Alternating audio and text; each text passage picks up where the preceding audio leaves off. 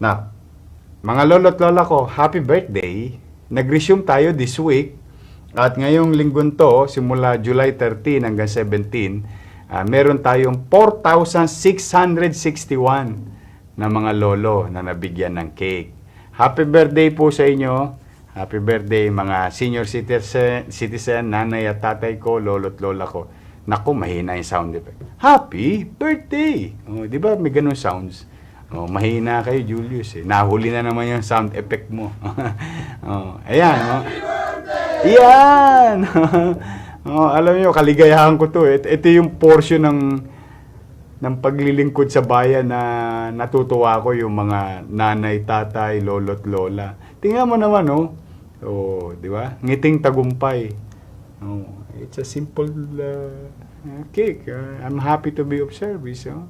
Nakakatuwa lang. Ayan, yung smile. Yan yung smile sa public service na hindi mo masukat, hindi mo matatawaran. Oh, so sa inyo, mga lolo't lola ko, mag-iingat kayo. Mag-iingat, stay home, stay safe. Tapos sabihan nyo yung mga apo ninyo, sa oblo muna ng bahay. Kasi, mamaya, ano ko po sa inyo, ilan po ang nakulong na magulang. Nakakalungkot man, pero wala tayong magagawa. Matitigas ang ulo. So, moving on, after Cake My Day, in a matter of few days, we'll inform you about the update sa Manila Zoo. But I'm grateful, yung ating Manila Zoo naging urban farming. Maraming salamat sa ating Public Recreation Bureau sa pagtatayo ng urban farm. Habang naghihintay tayo ng patapos ng disenyo at malapit ng ilunsad, ground break, yung ating Manila Zoo. Ang gulay mula sa urban farm na ito ay inandog natin, hindi lamang sa mga hayop na inalagaan natin sa PRB, pati na rin sa mga empleyado na nagbabantay ng Manila Zoo. Akita ko yan na marami silang marami silang bunga for the past months. Congratulations kila Director Pio Morabe and PRB at sa lahat ng ating mga empleyado. Okay. Tapos mga kababayan, nagpapasalamat ako. Nagkaroon lang talaga ng COVID pero nagpapasalamat ako kasi tuloy pa rin yung ating programang paglilinis ng Maynila. Di ho ba? Nag-aalis tayo ng mga obstruction sa kalsada, mga basura sa kalsada, kadugyutan dito, kadugyutan doon. Ganun din sa ating dagat, nagtayo tayo ng Task Force Mandaragat sa Baseco, di ba? Ganun din. Sa mga ilog natin, yung Stero Rangers, lahat yan, mga taga-DPS, saka City Engineering. Ganun din ang laban natin patungkol sa kapaligiran dito sa hangin sa Maynila. Kasi gusto ko po mapangalagaan lagi, kita ninyo, mikrobyo, dala ng hangin. Kung maraming hangin, wala nga mikrobyo, yari naman ang baga natin. Kaya, nagpapasalamat ako sa DNR sapagkat nabigyan tayo ng first and only in the country na high-tech machine o AQM, Air Quality Machine. Maraming salamat Secretary Simato at kay Attorney Clemente, Regional Director natin. Thank you very much. Ayan po. Naku, matutuwa ho kayo. Sinukat natin kasi di ba nagtayo tayo ng mga garden, halaman, puno, tapos horizontal garden, vertical garden, tapos pinalilinis natin itong ating Mehan Garden saka Arroceros Park at yung Cartilla na dating kung ano-ano nakalagay doon, puro garden po ngayon. Pati na itong ilo-launch natin na sa Lagos Nilad, But anyway, natutuwa po kasi yung air quality machine na yan ay may iba pa yung kakayanan. Pwede rin siyang mag-serve ng meteorological service, yung hangin, ulan, tubig, and so on and so forth. So we're just happy to inform Manilans, mga kababayan ko, mga tagalungsod, mga batang Maynila. Ayan, meron na po tayong air quality monitoring. Bakit po mahalaga yan? Para po, nasa ganoon, masukat natin yung ating ginagawa. At ang maganda rito, ang susukat nito, hindi bias. Kung malalaman natin kung epektibo yung ginagawa natin, dahil makina po, teknolohiya, ang mag-check at makatatanggap na kayo ng ulat sa Manila Public Information Office regularly ng ating air quality sa lungsod ng Maynila, mga kababayan.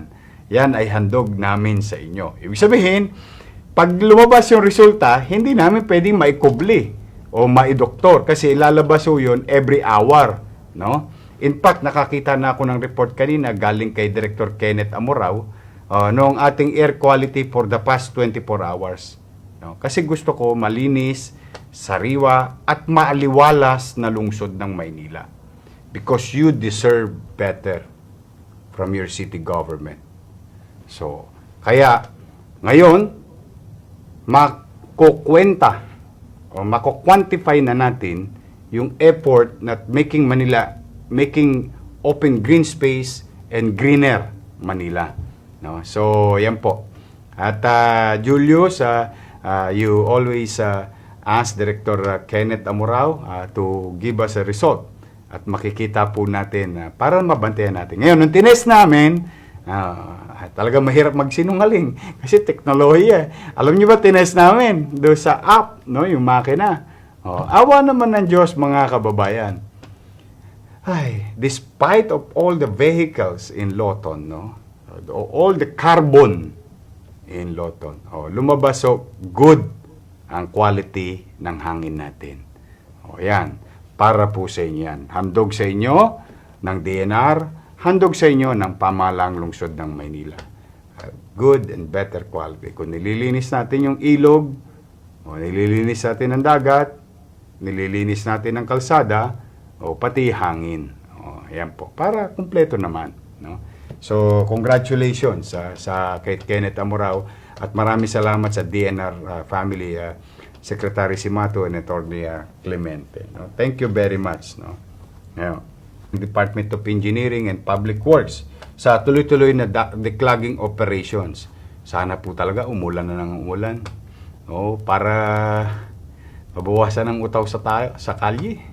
But anyway, huwag kayong mag-alala, tuloy-tuloy pa rin. No? Lahat, kahit maliliit na imbornal, pinaiikutan natin sa City Engineering Office at saka sa DPS. Iskinita, kalsada, and so on and so forth. At malalaking ilog at malalaking imbornal na nakita nyo sa rekto, sa linaw, and so on and so forth. No? Maraming salamat sa ating mga kawani ng DPS, kay City Engineering Architect Balmoris. No? Thank you very much sa inyo. At kay Engineer Andres, namimiss na kita. Pagpagaling ka, ASAP, we miss you here in City Hall. Please take care. Okay. Sa mga kababayan natin nagtatanong, nasa mabuti naman siyang kalagayan sa awa ng Diyos. Okay. Ngayon, mga kababayan, sabi ko sa inyo, may maraming mabubuting loob, no? Aking ipinagpapasalamat to those Singaporean who are watching. To the people of Singapore, thank you very much. Today, nagpunta po si Ambassador Gerard Ho para magbigay sa atin ng 20 units na 9F 5AW oxygen concentrator. Ito po ay pinagkaloob sa atin ng Philippine Embassy in Singapore at sila po nag-facilitate ng donation.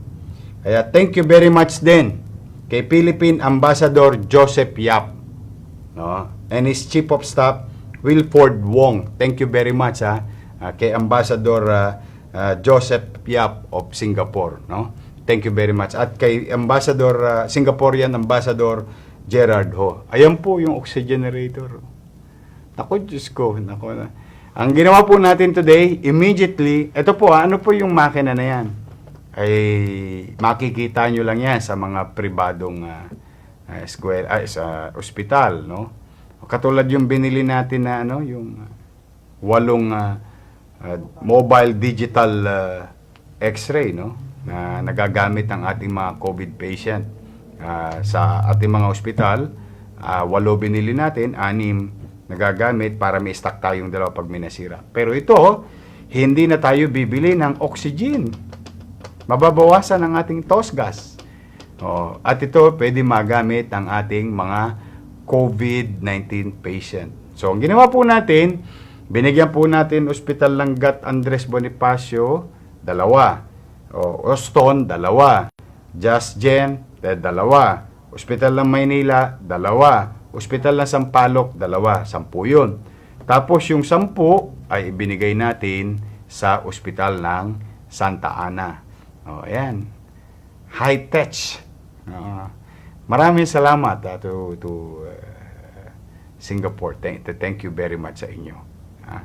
At yan, mga batang Maynila, may bago na naman tayong high-tech na makina. Actually, na-excite ako kanina, naakap ko yung makina kasi po, I always wanted you to have the best. Sa totoo lamang. Ayan, natutuwa po ako, no? Ayan, si Ambassador, naalala niyo, nagpunta sa akin yan dati. Ayan po. Thank you very much. Kasama ko kanina si Vice Mayor Hani Lacuna at saka si